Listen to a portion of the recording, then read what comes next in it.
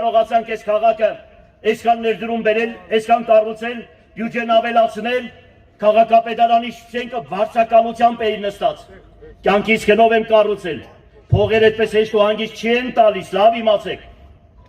Չեմ ասում հին մինչև քաղաքապետերները Սուրբ Նշան եկեղեցին, ամենափրկիչ եկեղեցին ու քաղաքի ամբողջ հուշարձաններն ու ես չգիտեմ ինչերը։ Մի խոսքով դուք շատ գիտեք, եւ սպորտային ոլորտը, եւ կրթության ոլորտը, եւ մշակութային ոլորտը չկա մի բան, որ Վարդան Ղուկասյանի ձեռքը կբաց չլինի։ Հիմա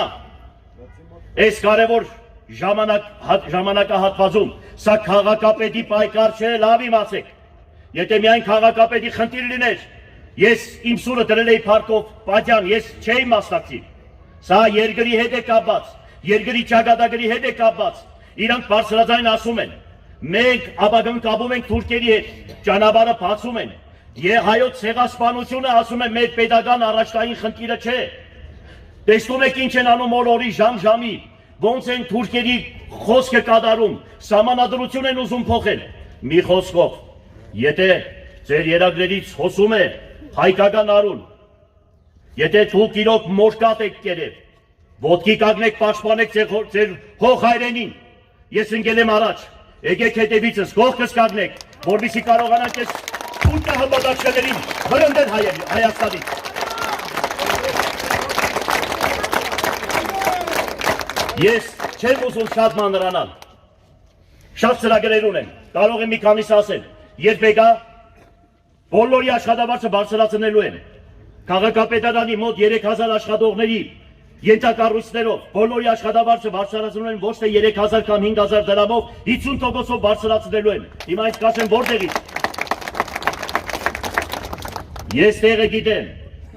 ուրեմն երկրաշարժից հետո 10,000-ից ավելի ուրեմն կա աբորենի շինություններ, որոնք մարդիկ կառուցել են եւ օրինականացված չի այդ շենք շինությունները։ Ես հատուկ բաժին էի ստեղծել։ Սկսում էին այդ աշխատանքները, բերում էինք։ Հիմա մարդիկ կան ոչ հողի հարկ են մուծում, ոչ գույքը հարկ են մուծում, որովհետեւ չեն օրինականացնում մարդկանց կառուցածները։ Ես ես ասեմ, շատ լուրջ շենքերի մասին է խոսքը։ Հողատարածքները նույնությամբ։ Ուրեմն արագ այդ հարցերը կարգավորելու են։ Մյուսն ասեմ, որտեղից գումարները բյուջեն ոնց եմ ավելացնելու։ Բյուջեն ավելացնելու եմ կան օլիգարխներ, որոնց գույքը հարկը 140,000 անունները չեմ տալիս։ Բայց 10 անգամ ավել պետք է լինի։ Այն ժամանակ սկսել է այդ աշխատանքը, ուրեմն շատ լուրջ դրել էի, բայց նրանց հետ լուրջ պայքարի մեջ էի մտել։ Եվ վերջապես հիմա 10 տարիներով դրանք չնչին գումարներ են մուծում։ Տեսնում ես շենքերը զարմանում ես։ Սովորական քաղաքացին իր բնակարանի համար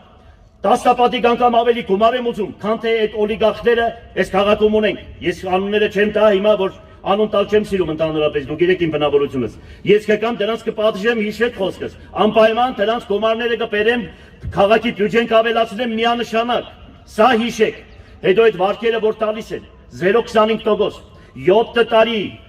երկրի վարչապետ ես։ Հələ նա ցուցակը հրաբարագի, ովքեր են այդ վարկերի տերերը։ Կտեսնեք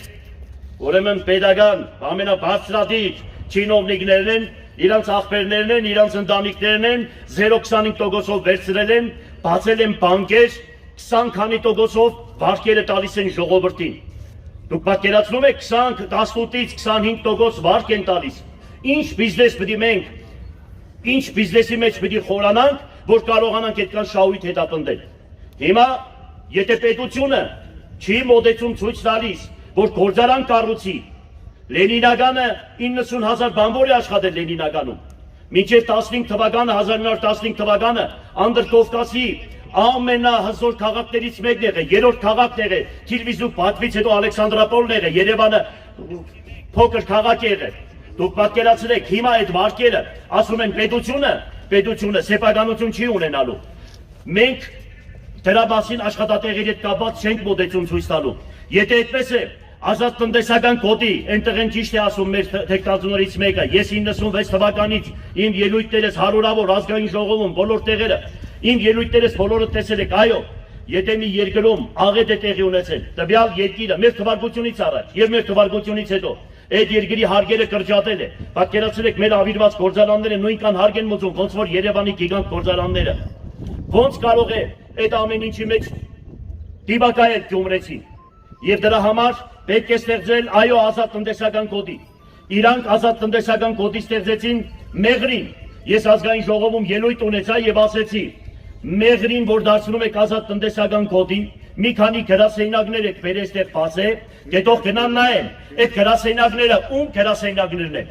Նրանց, որոնք ներկրում են անում Պարսկաստանից եւ այդ հարգերը խուսափելուց գրասենյակների մեջ ազատ տնտեսական կոդի գրանցված են, ամբողջ այդ Պարսկաստանի եկած ապրանքը գրասենյակների միջով հարգային գումարները պետական չեն մուծել։ Դետող գնան տեսնեն։ Իսկ ես ասում եմ, Գյումրիում ստեղծեք, ասում են Գյումրիում եկը բացեն գրասենյակ։ Կառավարությունը ձեր ձեռքն է, դուք եք, դե դրեք են մարդկանց, փակեք ճանապարհն, ասեք, ովքեր գործարանք ստեղծի, ովքեր աշխատատեղ կստեղծի, վերաբերվում է ազատ տնտեսական նմանատիպ մարդկանց գործարարներին, ոչ թե աղվես ավանտյուրիստերին, որ այդտեղից պիտի բերեն փողերը գողանան տանին, իրանց կնգտան չաղացնեն։ Դե հիմա 7 տարի է, հələ մի հատ կոնկրետ մեծահարուստներից են, վերևներից, ես մանդր-մունդր, մենք մանդր-մունդր ենք դրանց մոտ։ Ինձի որ սդից ասում եք հարստություն, բանկերի տակ ճռում է ամբողջ քաղաքը, ես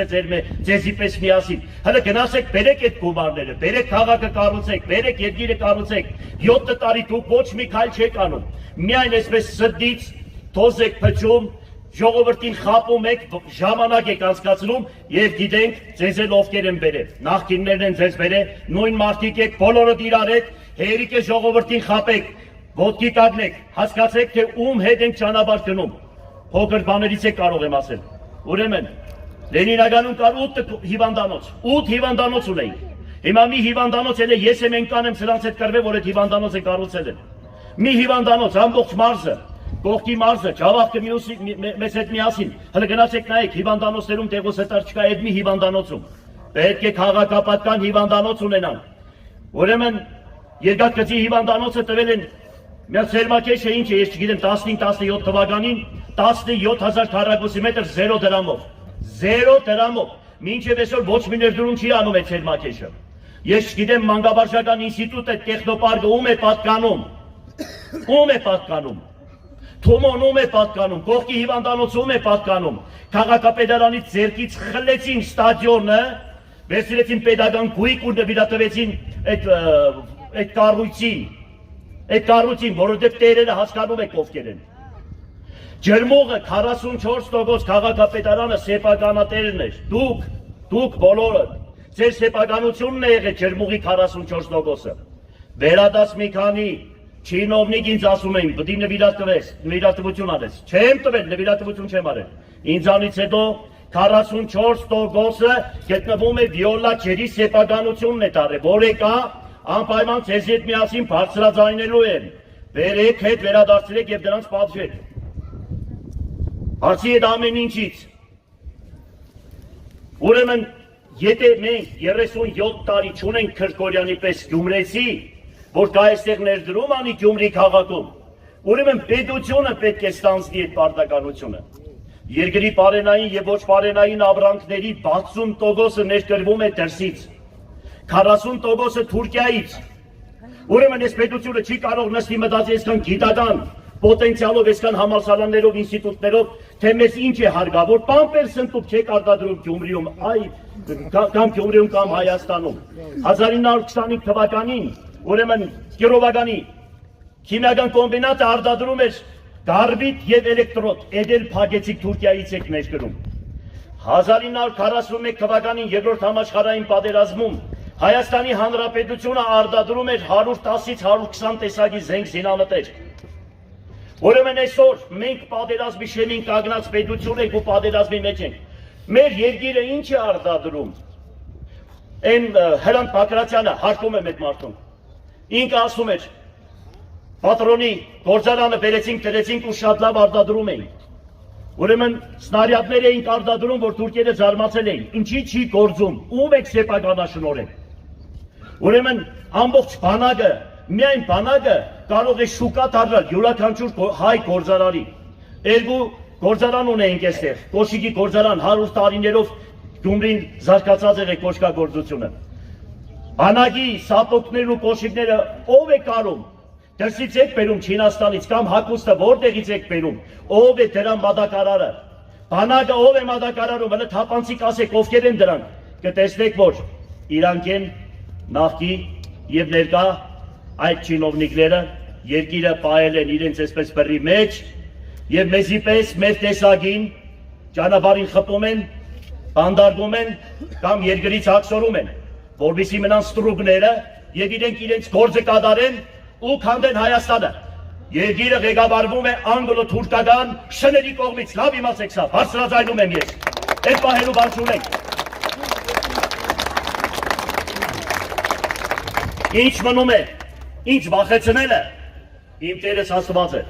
լավ իմացեք, ես իրոք հավատքով եմ, ես իրոք Աստվածապաշտ տղա եմ եւ մի բան գիտեմ, որ ասում է վախ կոդությունը թերահավատության նշան է, ոնց որ ասում էր Վարդան Մամիկոնյանը, մեռնիմ ես քու գերեզմանիդ, հասկացար, ես հավատում եմ հարությանը, ես մի րոպե չեմ կասկածում, որ ես 70 տարին հավիտենականության մեջ այս բադիսարակության չափեր չկա,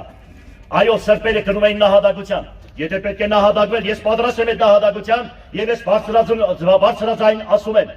ով է մեզ ղեկավարում, ուր են տանում, ինչ են անում։ Ամբողջ պատմության մեջ, եթե խորանաք, 5 տարի հայազգը առանց կռիվների չի մնացել։ 5 տարի։ Պարսիկ, թուրք, մոնղոլ, թատար, արաբ միշտ հարձակվել են մեզ վրա։ Մենք խաղաղ ենք մնացել այս 75 տարի, որ ռուսների հետ ենք։ Հիմա սրանք ռուսերին ուզում են ստեղից քշեն, որ ում բերեն։ Ում բերեն, թուրքերին, ուրեմն երբեք չի ստացվի, չի ստացվի։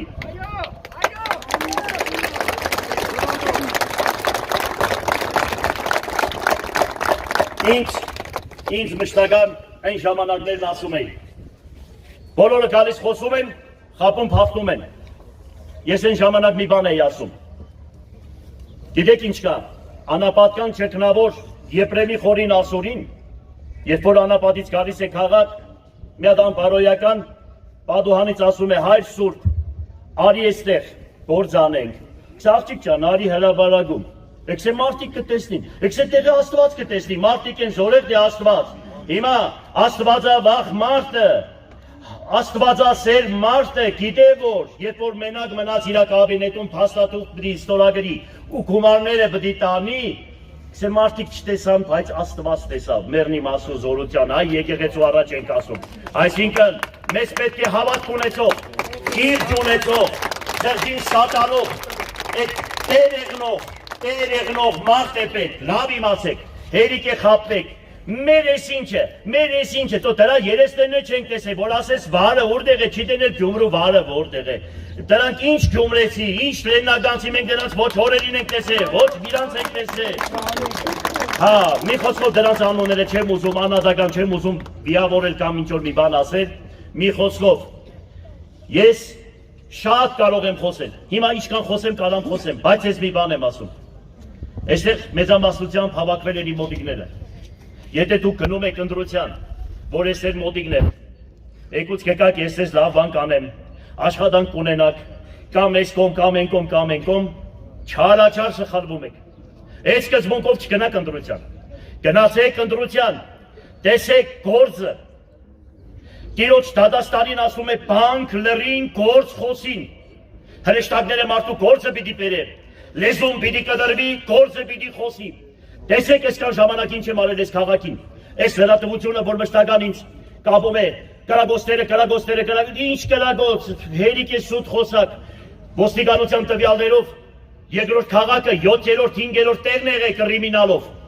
որովհետև մենք պանյատով ենք ապրել, ասել ենք ճիշտ ու սխալ կա, չի կարելի, խուլիգանություն չենք սիրել, ջետկիրություն չենք սիրել, անշնորհքություն չենք սիրել, երեխեքին իրար հետ բարեշտել ենք, որ կոնֆլիկտ չլինի, ինչ էլ որ արել եք, դուք ընդեղ նստած խառնել եք իրար, Լենինականը Գյումրին, բաժանիր որդիրես սկզբունքով, որպեսզի գյումրեցիք չբռունցքվեն, եւ հիմի պիտի ասեք, տեսար, որ իրանք քարկոծում ենք, տեսեք հիմի ուր է ուզում կան, Գյումրին քիչ է իր համար, գալիս ելը նայեք, արդեն իրանք դրա մասին, հիմա իմ ճանապարհը սրանք պիտի փակեն, պիտի հարցակվեն, ինչ ասես պիտի անեն, տոյլ կարող է խփեն, կարող է բանդարկեն, ինչ ուզում է անեն, ես պատրաստ եմ, որովհետեւ դուք իմ կողքիս եք եւ մեր Տերն է Բարձրյալն Աստված։